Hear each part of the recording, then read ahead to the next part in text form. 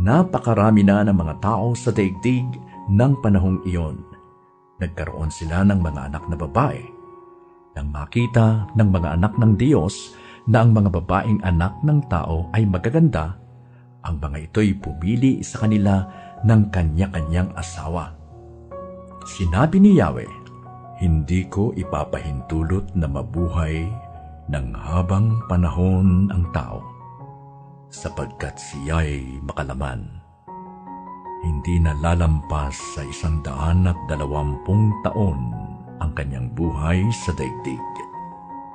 Nang panahong iyon, may mga higante sa ibabaw ng lupa.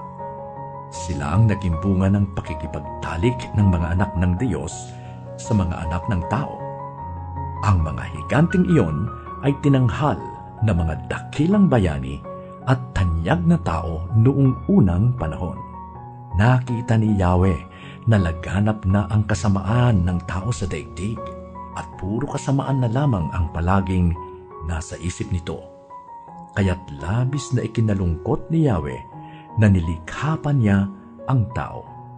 Sinabi niya, "Lilipulin ko ang lahat ng taong aking nilalang. Lilipulin ko rin ang lahat ng hayop at mga ibon. Ikinalulungkot kong nilalang ko pa ang mga ito." Ngunit si Noe ay naging kalugod-lugod kay Yahweh. Ito ang kasaysayan ni Noe. Matuwid at mabuting tao si Noe noong kanyang kapanahunan. Namuhay siya ayon sa kalooban ng Diyos. Siya'y may 3 anak na lalaki, sina Shem, Ham at Japhet. Maliban kay Noe, masasama ang lahat ng tao sa paningin ng Diyos at laganap ang karahasan sa lahat ng dako. Ito ang kalagayang nakita ng Diyos sa buong daigdig. Namumuhay sa kasamaan ang lahat ng tao. Sinabi ng Diyos kay Noe, "Napagpasyahan ko ng lipulin ang lahat ng tao sa daigdig. Umabot na sa sukdulan ang kanilang kasamaan.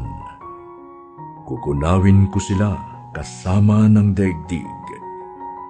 Kaya gumawa ka ng isang malaking barko na yari sa kahoy na sipres. Lagyan mo ito ng mga silid at pahiran mo ng alkitran ang loob at labas nito.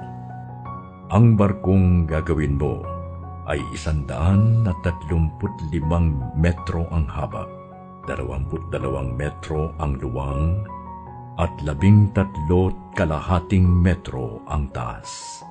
Bubungan mo ito at lagyan ng 1/2 metrong pagitan mula sa bubong hanggang sa tagiliran.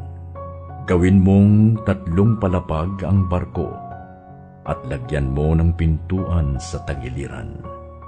Palulubugin ko sa tubig ang buong daigdig at malilipol ang lahat ng may buhay sa balat ng lupa. Ngunit ako'y gagawa ng kasunduan natin. Isama mo ang iyong asawa at mga anak na lalaki, pati mga asawa nila, at pumasok kayo sa barko. Magsakay ka ng isang lalaki at isang babae ng bawat uri ng hayop at ibon upang magpatuloy ang lahi nila. Magsakay ka rin ng tagi-isang pares sa bawat uri ng ibon at hayop at mga gumagapang sa lupa upang magpatuloy rin ang lahi ng mga ito. Maglaan ka ng lahat ng uri ng pagkain para sa inyo at sa kanila. At ginawa nga ni Noe ang lahat ng iniutos sa kanya ng Diyos.